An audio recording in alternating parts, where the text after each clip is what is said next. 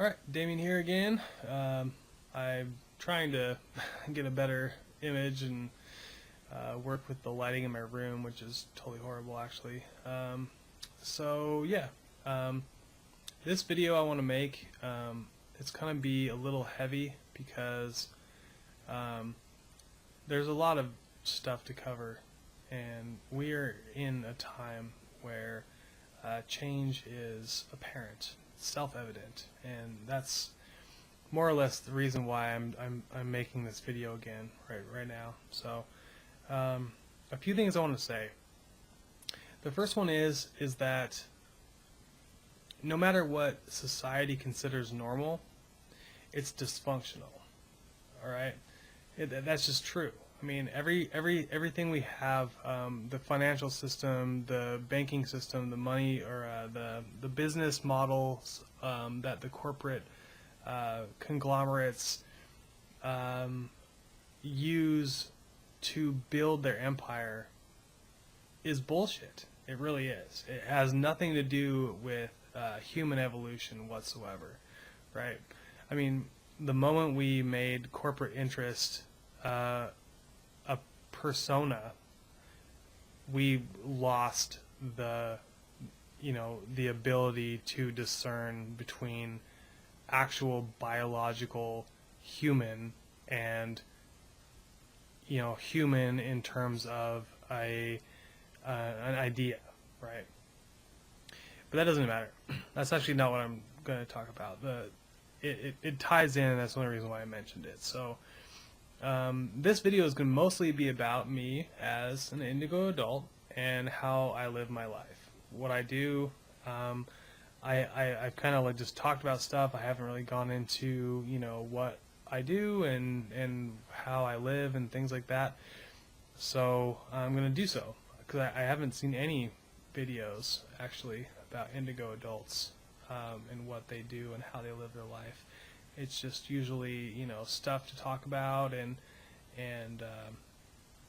how they decided they were Indigo, which is my first video, and I mean, I don't know, it's a good first video, I think. So anyway, third video, me and my life. So I work as an audiovisual technician, or actually an audiovisual director of a couple properties here in Portland, Oregon. I won't go into the names or whatnot of that, just because it is mostly corporate interest. A lot of those people have money, so that allows me to be a little creative with a lot of different gear, because they can spend the money on lots of different things and trying to make their presentations more pimp, as it were.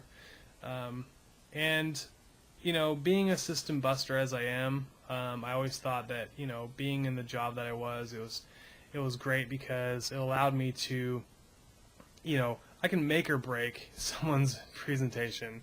I mean, and I'm talking, I deal with every corporation that everybody hates, everyone except for Monsanto. I haven't worked with Monsanto yet, and I don't think I would, but so but it really does come down to very tiny things, because most people don't understand technology. So I've got it down to 3 mouse clicks. I can actually make or break someone's entire world in 3 mouse clicks, and that's funny to me. So but I haven't had to do that because honestly, they're all human. They're just working their job, trying to support their families. They're trying to do whatever they need to do to make ends meet, and just like anybody else, right? I mean, yeah, their focus is or their institution is a piece of shit, but that doesn't make people in general a piece of shit, right? The people that work for them, they probably have maybe, I would hope anyway, best intentions, at least on their own personal level, and that's fine. That sounds horrible to say, but self-interest is not a bad thing, right? When you get into really detailed, like horrible things, that's different. But when you're dealing on a business perspective, you can't blame anyone. If you have taken any business courses in college, the model does make sense. You know, guns and butter. Yes, of course. Okay, surplus. I understand all of that, right? That doesn't make it right. You know, just because it makes sense doesn't make it right, which is why it's failing. I mean, that's just true. So, you know, being in the job that I am, I haven't had to destroy people's days very often. I'm actually like really good. I like to do what I do. It is really fun to get creative and meet a lot of different people. But at the same time, you know, I did assume that I was going to be a system buster in that job, right? Working for corporate interest, working for a company that works for corporate interest. But really, you know, the reason why I've stayed where I have for the last 5 years is because I have tons of time on my hands. I am a person who needs to answer a phone call if he needs to during the day because of something going haywire, which almost never happens because I'm really good at my job. So 80% of my day is just sitting there or doing whatever I want to do. And so I am very active on the internet, and I do a lot of research, and I learn, and you know, that's what I do. I'm an information whore. I love information. You know, studying, you know, the ancient pyramids, and actually why they're being built, you know, or were built, instead of, you know, assuming that they were like some, you know, 500-year process sarcophagus, which is retarded. Sorry to use that term. It's just the way I look at it. Retarded isn't a bad term. It just, by definition, is what it is. So,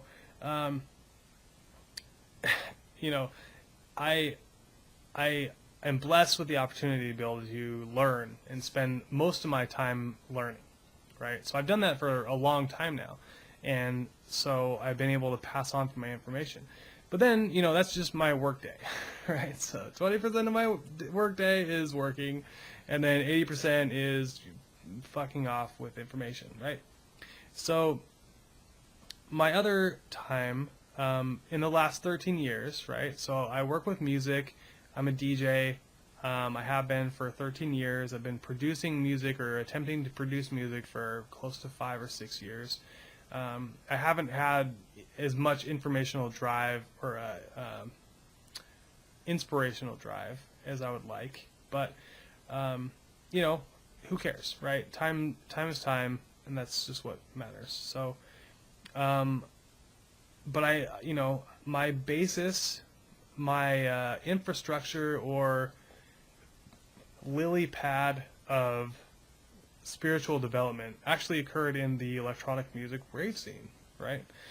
Now, a lot of people, you know, assume it's all about drugs and, you know, music and warehouses and things like that. And that, you know, granted, that's a huge part of what that is. Not a main focal point, though. I mean, that's just, you go to any music festival, there's going to be drugs. There's going to be people just looking to get high. And that's just human nature in a way, because we're all looking for enhancement for our perspective, our experience. So you can find that in plenty of natural ways, and one of them is through music, right? Especially electronic music, because in a sense, the development of synthesized music, right, which isn't synthetic, it's in an analog form. It is the same thing as plucking a string or hitting a key or blowing through a tube, because the component itself is making sound. That's what analog is. That's what an analog synthesizer does. The actual component, whether it be a resistor or whatever it is actually making a sound, and that is what is creating, you know, that thing. So a string vibrating, you know, and creating a tone, or a resistor vibrating and creating a tone is exactly the same thing. So it's still organic in essence. But what it did is the introduction of that allowed for an unfathomable amount of musical experience right? I mean, there's, these are sounds that nobody has ever heard of or conceived of. And it just grows and grows and grows and grows and grows. Every synthesizer sounds different for some reason because of the collection of resistors and capacitors and things like that inside. They all sound different. So, I mean, there is an unlimited potential for sonic growth and sonic communion. And that's what's really important to me. So that's why I've been involved, with the scene for a while. I love, organic sounds. I love drums. I love guitar. I love singing. Voice is amazing. What people can do with their voice. And, but at the same time, the electronic dance scene is something different. And or not different, but just maybe expanded upon. Right? I mean, and definitely has a different motivation, right? So, when you go out to a club, you're experiencing electronic music in kind of a, conventional form. I hate it, honestly. I honestly hate the club scene. I think the people that go the motivation for them is completely different than why you would go out to a forest, bring a decent sound system, some good DJs, playing music that is organic sounding, very full, very alive, having a great message or even no message at all besides its sonic just complexity and fluidity. And people tend to go towards that underground sound because they want to, or underground/outdoor sound, because they want to experience something organic with a lot of people, and that's I guess where you can say like drugs end up coming in because people find it easier to be empathetic to the people that they're sharing their experience with if they are on the same level in a chemical sense, right? But the music is actually designed to do that for you. So I mean, yes, you can take a drug to enhance your experience, but if you're sensitive and you're finely tuned, you don't need any of that. You can just listen to the music at sunrise, outside in the middle of a forest next to a river, just having this blessed moment, and it can create that experience for you because you figure it's at an outdoor festival. On a small scale, mind you. I mean, big festivals are great, but I still do prefer, small family gatherings, not advertised, just going out in the woods, banging sound, and that's what you do, And the people at sunrise are different than the people at 2 in the morning. Now, granted, the people at sunrise, we're probably there at 2 in the morning, but there's more people there, at 2 in the morning. They're the ones that are, generally have been out to the clubs. They listen to music and they get high and they get drunk and they, end up having sex and they go pass out. And that's great. Not saying anything wrong with any of that. But the people at sunrise are the people that are there to kind of be a little bit more introspective with their experience. And they've chosen to take a journey, where you go through a full gamut of experience and you end up relating with those people. I call them morning crew, or us morning crew. We know who's going to be there at sunrise, and it's not because we're better than anybody else, right? I mean, in a sense, yeah, we should get some sleep and we should do this or that, but you can sleep whenever. I think, when you're going to a festival of that nature, you end up experiencing a very profound journey that you can only find in a musical environment. And electronic music being infinitely possible, that's just kind of a great foundation to work upon. So the last thing I'll say is actually about going back into the NSA wiretapping stuff. We are in a change state, a huge change state.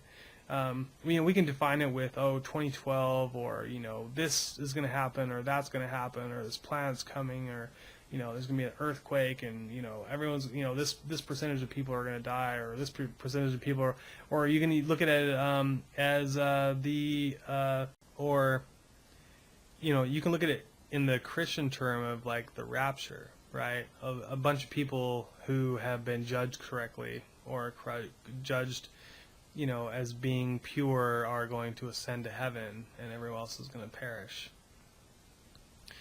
Those are all, specific times. What if we expanded our thought process to just know that the period in time we are in now is a major, important time in human evolution, right? All of us are going to be here, okay? Yes, there may be physical blah, blah, blahs that happen and some people die. That happens every day, right? Every day. Car crashes, smoking, suicide, homicide, walking across the street, tending your garden and dying of a heart attack. It happens, right? It doesn't matter if it's 1,000 people, 100,000 people, or 1,000,000 people, or one person. It doesn't matter. It happens every single second, right? Every single second. So I guess moving forward, talking about the NSA and their wiretapping, blah blah blah, that's hitting the information spectrum. It's because they are paying attention to how we are communicating and how we are, who our friends are, why, and what we're doing with our lives. The powers that be are so interested in how we act internally, because that's what expression is with social mediums, right?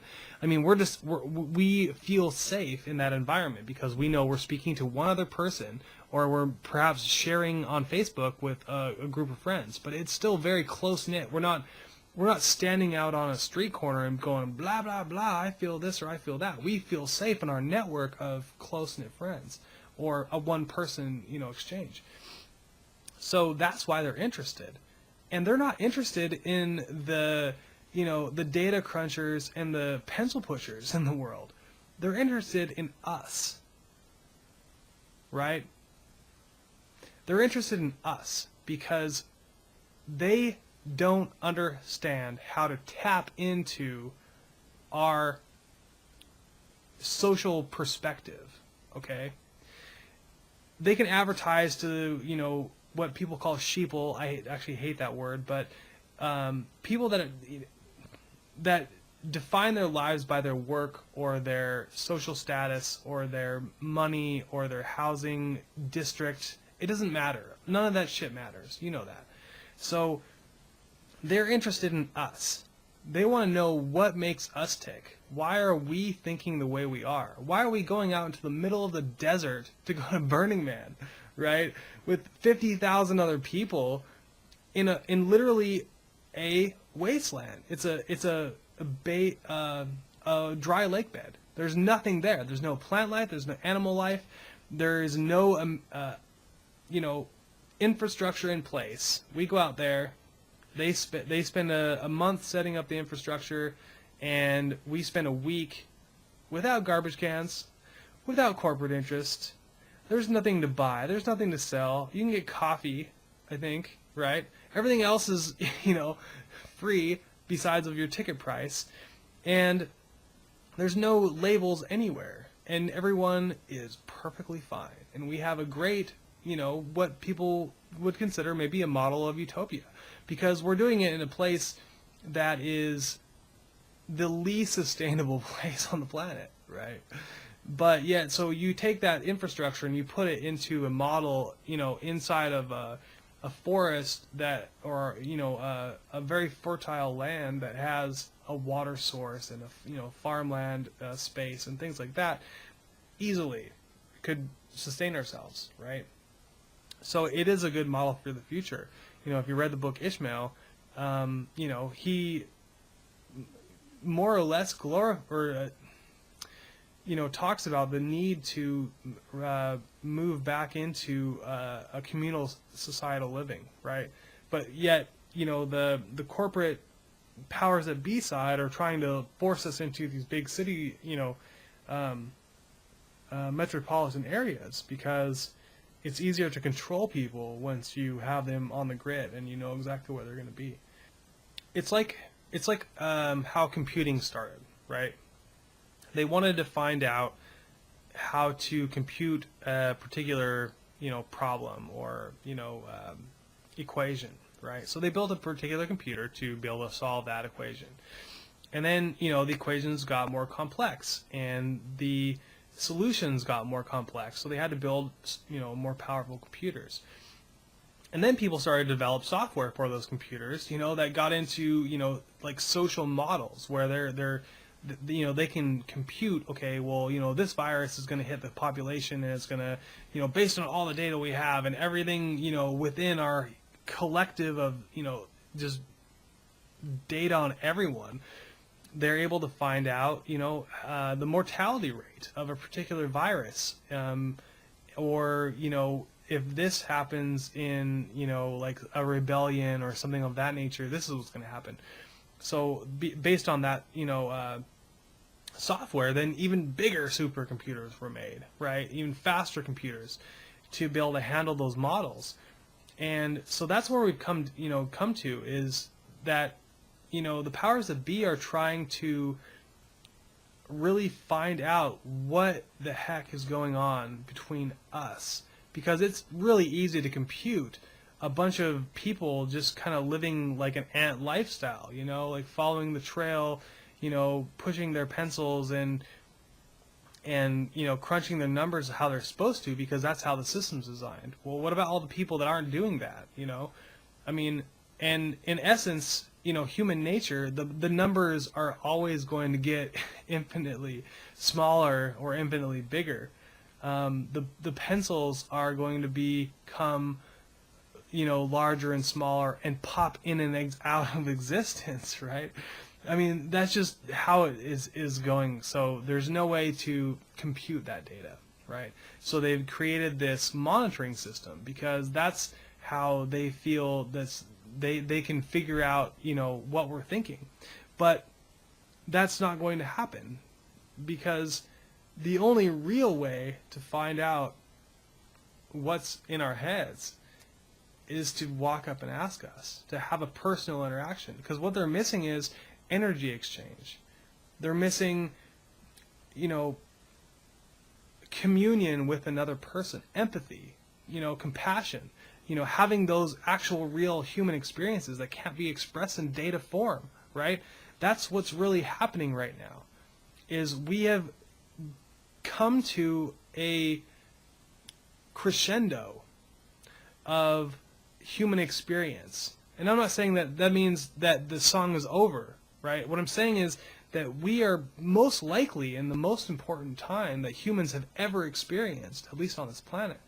And that is why people are so interested. So don't get so worried about, everybody looking in your blah, blah, blah. I don't even care. Look, everything that I have, check it out. Because that is, like, fucking hopefully learn something, You learn something about empathy and compassion. Yeah, you won't learn how to sell me a TV, because of its particular pixel size. Yes, you're right. That's probably not going to make my radar. But you will understand why I'm trying to do what I do, because it's important. It's far more important than selling me something or making me feel a particular way. That has gone down the tubes years and years ago. I don't watch TV. I don't even own a TV. I have a computer monitor. Yes, I watch YouTube, but that's all still user content, and discernment is a gift. It's a gift that's acquired, and it takes time to, deprogram yourself. But anyway, one last thing, actually. I'm sorry. I did say that was the last thing. This is one last thing. It should only take a couple minutes, and like I said, this video is going to be heavy. So here's, a last big bang for you. One thing more about my life is that in the last 13 years, I've spent a lot of time reading, pretty much every religious text ever made, right? Because I wanted to really take it all in. I don't have a particular dogma. I don't have a particular set way in which I believe that people should live their life, or a code or a creed to live by. I think everyone has a great idea of what it means, and the only time that you get murder and hierarchy and one thing is better than another, or one God is right and one God is wrong, is when you misunderstand what's actually what people before you wrote or said, right? It's just been misconstrued. So I've read everything, including the Bible, the Book of Mormon, the Sri Ispanad, the Kabbalah, the Law of One, books that I really, really enjoy. The Power of Now by Eckhart Tolle, or Conversations with God by Neil Donald Walsh, or anything by Richard Bach. He's actually my favorite author. But I've also read the Satanic Bible. Now, what's interesting is you would assume, especially if you come from a religious background, boom, right when I said Satanic Bible, you assumed, oh, devil worshiper, blah, blah, blah, blah, blah. Well, that is actually not the case. They are extreme on one side, just as your mainstream Bible thumper is extreme on the other side, right? They have the same perspective from different opposite ends of the same cord, right? So, the Luciferian principle, for example, is just the fact that it's more or less comes down to the stupid generic story of Adam and Eve and the tree of knowledge and the snake. I mean, that's really what it comes down to. Lucifer being the snake, or the angel, I guess, if you want to put it that way, the angel that decided that he wasn't happy experiencing the universe from a lesser perspective, and he wanted to experience it for himself, right? And some would argue, actually myself included, that isn't a bad thing. Even wanting to experience yourself outside a larger perspective does not necessarily mean that you're still outside the larger perspective, but you still have the perspective of that experience.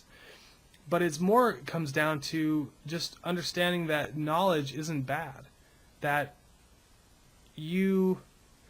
there's so many religions that say, they have so many rules, like, you can't do this, abstinence, you have priests that don't get married, they never have sex. But then you have the Catholic Church where everyone's, screwing altar boys. I mean, come on, it's when you try to take something away from the whole point of human existence, which is to experience everything in its fullest, right? As much as you can. That's why everything is within bounds, within our ability, within free will, right? I'm not saying go murder your neighbor or screw a baby. What I'm saying is choose what you wish to experience based on your own thoughts and wishes and what you truly want to provide or take from this thing that we call human existence. Don't let anybody else make rules for you. And yeah, I mean, and that's, that's what it comes down to. There's no such thing as ultimate right and ultimate wrong. It's just everything is wavy gravy, and take it as you will, because that's why we're here.